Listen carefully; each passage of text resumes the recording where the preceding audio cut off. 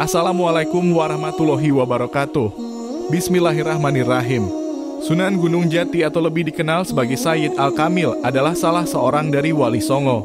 Ia dilahirkan tahun 1448 Masehi dari pasangan Syarif Abdullah Umdatuddin dan Syarifah Mudaim, putri dari Sri Baduga Maharaja dari Kerajaan Pajajaran.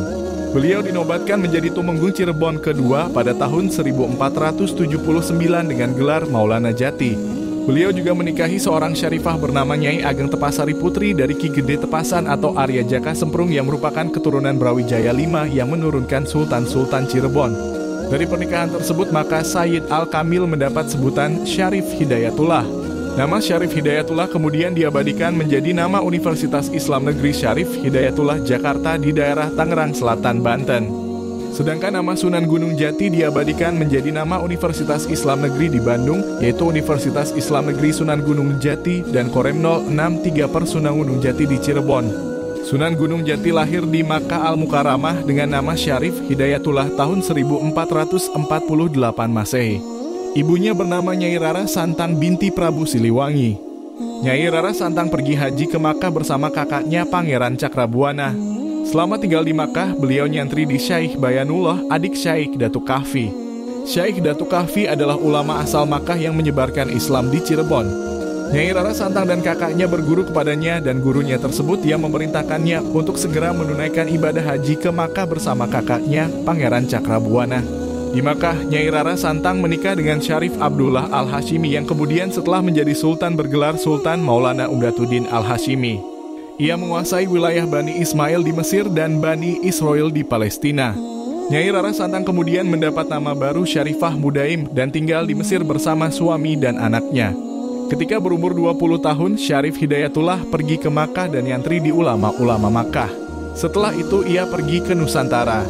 Ia mampir di Gujarat lalu ke Kerajaan Samudra Pasai. Di Pasai ia nyantri di Sayyid Maulana Ishak. Dari Pasai ia berlayar menuju Banten. Dari Banten kemudian menuju Surabaya untuk nyantri di Sunan Ampel. Setelah beberapa lama barulah ia diperintahkan menemani pamannya di Cirebon untuk menyebarkan agama Islam. Ia membangun pesantren di daerah Gunung Jati. Kemudian ia dikenal dengan nama Sunan Gunung Jati. Paragraf di atas adalah kisah Sunan Gunung Jati yang diambil dari manuskrip Carita Purwaka Carubanagari dari mulai pupuh 12 sampai 17. Manuskrip Carita Purwaka Carubanagari adalah sebuah kitab yang ditulis Pangeran Arya Cirebon tahun 1720. Babat Cirebon menyebutkan, ketika Pangeran Cakrabuana membangun kota Cirebon dan tidak mempunyai pewaris, maka sepulang dari Timur Tengah Syarif Hidayatullah mengambil peranan membangun kota dan menjadi pemimpin perkampungan muslim yang baru dibentuk itu setelah uwaknya wafat. Pada tahun 1478 diadakan sebuah musyawarah para wali di Tuban, Jawa Timur untuk mencari pengganti Sunan Ampel sebagai pimpinan para wali. Akhirnya terpilihlah Syarif Hidayatullah Sunan Gunung Jati. Sejak saat itu, pusat kegiatan para wali dipindahkan ke Gunung Sembung, Kecamatan Gunung Jati, Kabupaten Cirebon, Provinsi Jawa Barat. Pusat kegiatan keagamaan ini kemudian disebut sebagai Pusar Bumi dalam kurung bahasa Indonesia, Pusatnya Dunia.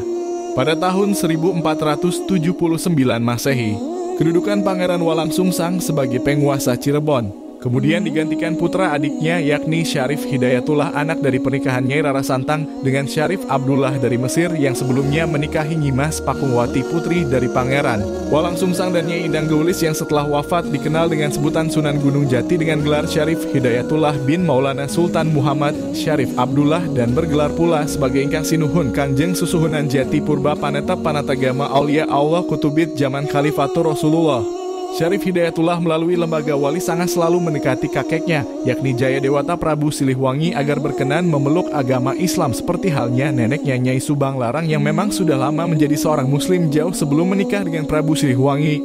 Tetapi hal tersebut tidak membuahkan hasil. Pada tahun 1482 pada saat kekuasaan Kerajaan Galuh dan Sunda sudah menjadi satu kembali di tangan Prabu Siliwangi. Seperti yang tertuang dalam naskah Purwaka Carubanagari karya Pangeran Arya Karban. Dua dasi Sukla Pakca Cetra Masa Sahasra Patangatus Papat Ikang Sakakala. bertepatan dengan 12 Safar 887 Hijriah pada tanggal 12 Safar 887 Hijriah atau tepatnya pada tanggal 2 April 1482 Masehi. Akhirnya Syarif Hidayatullah membuat maklumat yang ditujukan kepada Prabu Siliwangi selaku Raja Pakuan Pajajaran bahwa mulai saat itu Cirebon tidak akan lagi mengirimkan upeti. Maklumat tersebut kemudian diikuti oleh para pembesar di wilayah Cirebon dalam kurung bahasa Cirebon Gegeden. Syekh Syarif Hidayatullah Sunan Gunung Jati berpulang ke Rahmatullah pada tanggal 26 Rayagung tahun 891 Hijriah atau bertepatan dengan tanggal 19 September 1568 Masehi. Tanggal Jawanya adalah 11 Krisna Paksa bulan Badra masa tahun 1491 Saka. Sunan Gunung Jati meninggal dalam usia 120 tahun. Tata Cirebon lalu diwarisi oleh cicitnya Zainul Arifin yang naik tahta di usia 23 tahun dengan gelar Panembahan Ratu. Syekh Syarif Hidayatullah kemudian dikenal dengan nama Sunan Gunung Jati oleh warga Cirebon karena ia dimakamkan di Komplek Pemakaman Bukit Gunung Jati yang sekarang dikenal dengan nama Astana Gunung Sembung. Terima kasih sudah menonton video ini. Jangan lupa untuk memberikan like dan subscribe.